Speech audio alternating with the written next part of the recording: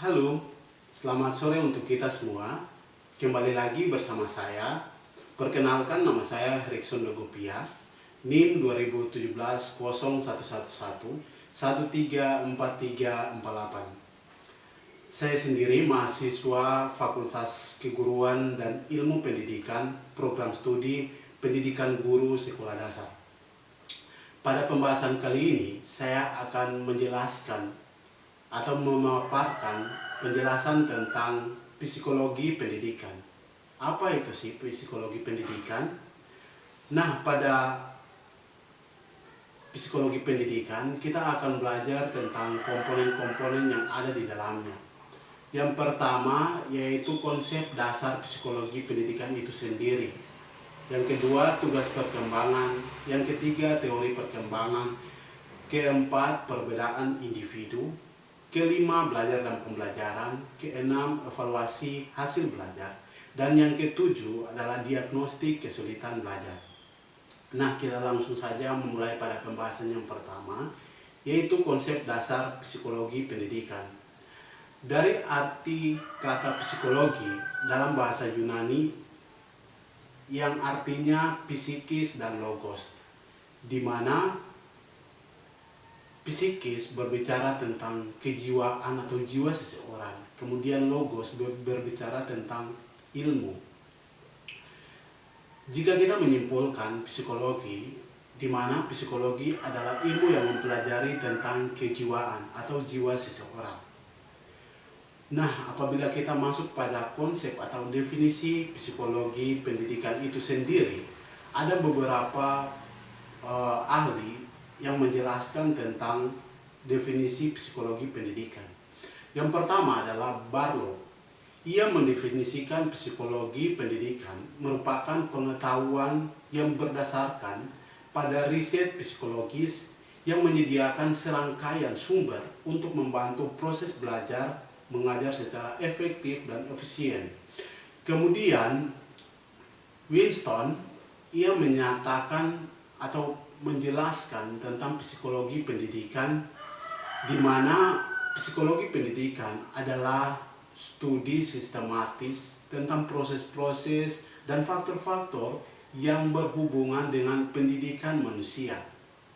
Sementara itu, Eliot, ia mendefinisikan psikologi pendidikan merupakan penerapan teori-teori psikologi untuk mempelajari perkembangan belajar, motivasi, pengajaran, dan permasalahan yang muncul dalam dunia pendidikan.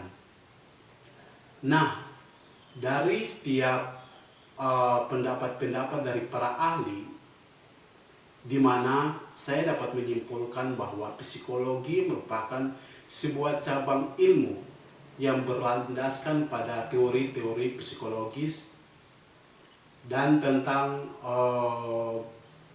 perbedaan individu, di mana kita bisa mempelajari kesulitan-kesulitan apa yang terjadi dalam proses belajar mengajar itu, sehingga kita mampu mendalami setiap hal-hal yang berkaitan tentang pendidikan, sehingga dalam setiap jenjang pendidikan, proses pembelajarannya dapat berjalan secara efektif, efisien, dan menyenangkan.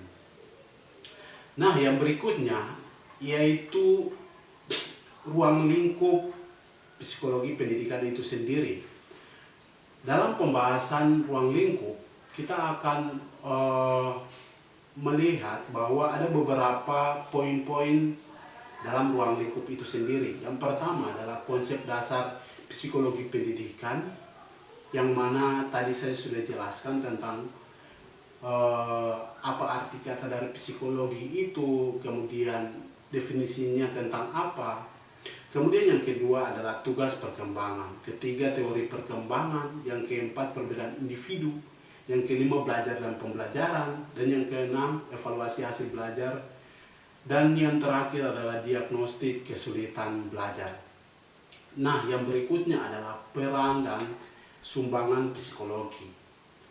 Tentu di dalam jenjang pendidikan kita akan mengetahui bahwa peran dan sumbangan psikologi tentu sangat begitu besar, baik di dalam jenjang pendidikan maupun dalam pemahaman kita sebagai manusia untuk mengetahui hal-hal apa saja yang dapat kita temui di dalam setiap orang. Nah, semuanya itu bertujuan untuk memberikan orientasi mengenai laporan studi, menelusuri masalah-masalah di lapangan dengan pendekatan psikologi, serta meneliti faktor-faktor manusia dalam proses pendidikan dan dalam situasi proses belajar mengajar. Sehingga dalam hal ini peran dan sumbangsi psikologi tentu sangat begitu besar. Yang pertama, kita bisa melihat bahwa perubahan yang terjadi pada peserta didik selama proses pendidikan. Kemudian yang kedua, pengaruh pembawaan dan lingkungan atas hasil belajar. Yang ketiga, hubungan antar teknik mengajar dan hasil belajar, sehingga pembelajaran itu dapat berjalan dengan efektif. Kemudian yang kelima, nilai sikap ilmiah atas pendidikan yang dimiliki oleh para pendidik. Yang keenam, pengaruh interaksi antara pendidik dan peserta didik dan antara peserta didik dengan peserta didik lainnya. Yang ketujuh adalah hambatan, kesulitan, ketegangan dan sebagainya yang dialami oleh peserta didik selama proses pembelajaran berlangsung. Yang kedelapan adalah pengaruh perbedaan individu yang satu dengan yang lain, sehingga kita bisa melihat apa perbedaan dari siswa antara satu siswa dengan siswa yang lainnya. Sehingga penekanannya adalah peran dan sumbangsi dari psikologi tentu sangat bermanfaat atau bermakna baik bagi pendidik ataupun peserta didik. Kita masuk pada pembahasan berikutnya, yaitu tentang tugas perkembangan. Perlu kita ketahui bahwa manusia mempunyai karakter dan keunikan masing-masing. Manusia itu sendiri berkembang dan terdapat pertumbuhan yang muncul dalam diri individu. Dan dalam perkembangan terdapat tahap-tahap yang harus dilalui individu tersebut, mulai dari masa kandungan, kemudian beranjak kanak-kanak, masa remaja, hingga dewasa. Nah, di dalam tahapan-tahapan itu terjadi proses yang muncul ketika individu itu berkembang dan terjadi sebuah pertumbuhan. Dan itu hasil dari sebuah produk. Dan di dalam itu terdapat setiap proses-proses yang harus dilalui individu. Yang pertama adalah proses biologis, yaitu berbicara tentang fisik seseorang, tinggi badan, gestur tubuh, dan lain-lain. Yang kedua adalah proses kognitif. Kognitif ini berbicara mengenai pemikiran, kecerdasan, dan bahasa. Yang ketiga adalah proses sosial, di mana proses sosial ini berbicara tentang perubahan emosi, kemudian kepribadian, hubungan individu dengan individu lainnya. Sehingga pada dasarnya ketiga proses ini memiliki keterkaitan yang erat dalam perkembangan individu seseorang.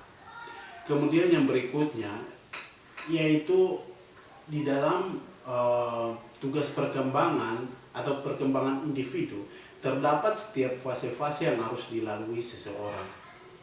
Menurut Sandstrom dan Yusen, mereka berpendapat ada sekitar 6 fase yang dialami oleh seseorang dalam tahapan perkembangan. Yang pertama adalah fase pranatal, yaitu ketika dalam kandungan. Yang kedua adalah fase bayi, itu berlangsung sekitar sejak lahir sampai 18 atau 24 bulan. Kemudian yang ketiga adalah fase kanak-kanak. Yang keempat adalah fase kanak-kanak tengah hingga akhir. Kemudian yang kelima adalah fase remaja, di mana sering disebut dengan fase transisi. Itu berlangsung kira-kira umur 10 sampai 12 tahun. Kemudian yang terakhir adalah fase dewasa. Nah, di dalam tugas perkembangan pada masa kanak-kanak awal, ada beberapa pertumbuhan atau perkembangan yang dialami oleh individu. Yang pertama adalah belajar berjalan. Kemudian yang berikutnya adalah belajar makan makanan yang padat. Yang ketiga adalah belajar mengendalikan gerakan badan, mempelajari peran sesuai dengan jenis kelaminnya, memperoleh stabilitas atau fisiologisnya. Kemudian pada tahap masa kanak-kanak akhir akan timbul perkembangan diantaranya adalah memperoleh keterampilan fisik yang diperlukan untuk permainan tertentu, kemudian membentuk sikap tertentu, belajar bergaul secara rukun dengan teman sebayanya. Kemudian yang berikutnya adalah tugas perkembangan pada masa remaja. Pada masa remaja ini, seseorang akan memperoleh hubungan-hubungan baru dan lebih matang dengan yang sebaya. Kemudian yang berikutnya adalah memperoleh peranan sosial dengan jenis kelamin individu, menerima fisik diri dan menggunakan badan secara efektif, kemudian melakukan pemilihan dan persiapan untuk jabatan dan lain-lain. Kemudian pada masa dewasa, seseorang akan mengalami sebuah perkembangan di mana akan memilih pasangan hidup, belajar hidup dengan suami dan istri, memulai kehidupan berkeluarga, dan lain-lain. Kemudian kita masuk pada teori perkembangan. Nah, istilah perkembangan dalam psikologi merupakan sebuah konsep yang cukup luas dan rumit. Banyak dimensi yang terkandung dalam memahami konsep perkembangan. Di antaranya, jika kita menemukan kata perkembangan, maka yang terlintas dalam pikiran kita yaitu tentang pertumbuhan, kemudian kematangan, kemudian perubahan, dan lain-lain. Nah, di dalam perkembangan itu sendiri terdapat beberapa hukum-hukum perkembangan. Jika kita lihat, perkembangan tidak dapat dipisahkan dari pertumbuhan.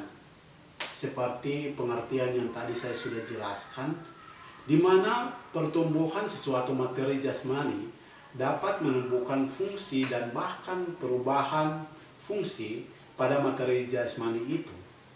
Perubahan fungsi jasmani dapat menghasilkan kematangan atau fungsi itu. Kemudian kematangan fungsi-fungsi jasmani yang sangat mempengaruhi perubahan pada fungsi-fungsi kejiwaan. Dan itulah sebabnya mengapa perkembangan tidak dapat dipisahkan dengan pertumbuhan. Karena hal-hal tersebut memiliki keterkaitan yang sangat erat dan tidak dapat dipisahkan. Kemudian kita masuk pada aspek-aspek perkembangan. Ketika terjadinya sebuah pertumbuhan pada individu tertentu, tentu akan muncul aspek-aspek yang harus dikembangkan sehingga menghasilkan sebuah pertumbuhan yang signifikan. Dan di dalam perkembangan tersebut ada beberapa poin aspek-aspek yang terdapat pada setiap individu. Yang pertama adalah aspek fisik dan motorik. Yang kedua adalah aspek intelektual. Ketiga, aspek sosial. Keempat, aspek bahasa. Yang kelima adalah aspek emosi. Yang keenam adalah moral dan keagamaan. Kemudian pembahasan yang berikutnya adalah mengenai teori perkembangan. Kita masuk pada pengertian dari teori perkembangan. Menurut Mons dan kawan-kawannya, mengartikan perkembangan sebagai suatu proses ke arah yang lebih sempurna dan tidak dapat terulang kembali. Di mana Mons mengungkapkan bahwa perkembangan merupakan suatu proses ke arah yang lebih sempurna dan hal itu tidak akan diulang kembali, sehingga dapat dikatakan bahwa perkembangan adalah suatu proses yang permanen dan menetap. Kemudian perkembangan itu pun juga merujuk pada perubahan yang bersifat tetap dan tidak dapat diputar kembali. Sedangkan Desmita mendefinisikan bahwa perkembangan tidak terbatas pada pengertian perubahan secara fisik saja, melainkan di dalamnya juga terkandung serangkaian perubahan secara terus-menerus dari fungsi-fungsi jasmani dan rohani yang dimiliki individu menuju tahap kematangan melalui perubahan dan belajar. Di mana Desmita mendefinisikan bahwa perkembangan itu bukan saja secara fisik, tetapi perkembangan itu adalah suatu proses berlangsungnya suatu pertumbuhan secara terus-menerus, baik secara jasmani maupun rohani, sehingga perkembangan-perkembangan itu dapat diperoleh baik lewat pertumbuhan maupun belajar ataupun lewat interaksi dengan lingkungannya. Pembahasan berikutnya yaitu perbedaan individu. Tentu dalam perkembangan dan juga pertumbuhan manusia memiliki berbagai jenis kebutuhan-kebutuhan yang ketika awal kehidupan manusia tersebut lebih mementingkan unsur jasmani di dalam dirinya. Nah, untuk lebih jelasnya, di dalam sebuah kamus Eckhart dan Sandeli pada tahun 1975 menyatakan bahwa individu adalah sebuah kata benda dari individual yang berarti orang, perseorangan, dan juga oknum. Sehingga dalam sebuah teori Gary pada tahun 1963 dalam sebuah buku Perkembangan Peserta Didik karya Sunarto memaparkan beberapa kategori-kategori yang bisa membedakan individu setiap orang. Yang pertama adalah perbedaan fisik tentunya, tingkat dan juga berat badan, jenis kelamin, pendengaran, penglihatan, dan juga kemampuan bertindak. Yang kedua adalah perbedaan sosial termasuk sistem ataupun status ekonomi, agama, dan juga hubungan keluarga dan juga suku. Kemudian yang berikutnya adalah adanya perbedaan inteligensi kemampuan dasar. Yang berikutnya adalah dapat terjadi sebuah perbedaan antara setiap individu karena adanya perbedaan kecakapan atau kepandaian baik di sekolah, di tempat kerja, maupun di keseharian sehari-harinya. Kemudian kita masuk pada pengertian dan karakteristik pembelajaran remedial. Tentunya kata remedial berasal dari bahasa Inggris yang bersifat menyembuhkan, mengobati, membetulkan, atau membuat menjadi baik. Hal ini berarti pembelajaran remedial adalah pembelajaran yang bersifat menyembuhkan atau memperbaiki sehingga menjadi baik atau sembuh dari masalah pembelajaran yang dirasa sulit.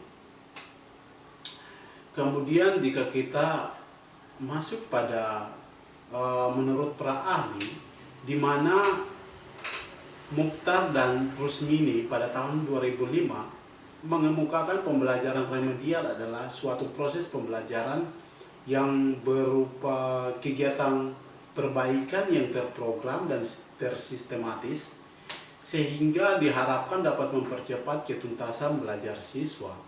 Kemudian yang berikutnya adalah menurut Arifin pada tahun 2009 ia mengemukakan pembelajaran remedial merupakan kelanjutan dari pembelajaran biasa atau reguler di kelas. Kemudian pengajaran remedial sebagai suatu upaya guru untuk menciptakan suatu situasi yang lebih efektif dan juga efisien. Kemudian kalau kita berbicara di dalam kegiatan atau proses kegiatan pembelajaran remedial, Wardani dan Kaston pada tahun 2009 mengatakan bahwa kegiatan remedial adalah usaha pemberian bantuan kepada siswa yang mengalami kesulitan belajar untuk mendapatkan hasil belajar yang lebih baik atau mencapai ketuntasan belajar.